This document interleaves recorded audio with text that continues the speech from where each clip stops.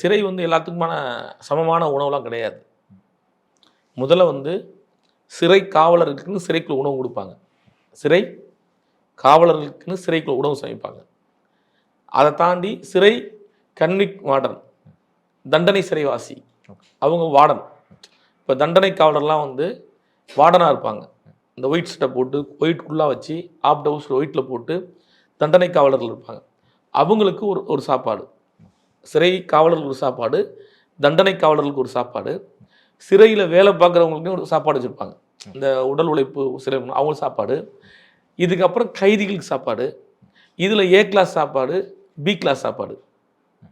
இந்த சாப்பாடு வகை என்பது சிறைக்குள்ளே 5 நாளாக இருக்கும். இதுக்கப்புறம் டாக்டர் மருத்துவர், டாக்டர் தான் இந்த உணவெல்லாம் செக் பண்ணி இன்னைக்கு இந்த உணவு சமைச்சிருக்கீங்க நல்லா இருக்குது அப்படின்னு அவர் சாப்பிட்டுட்டு ஒரு சைன் பண்ணாதான் சாப்பாடு ரிலீஸ் ஆகும் எல்லா 3 வேளைக்குமே.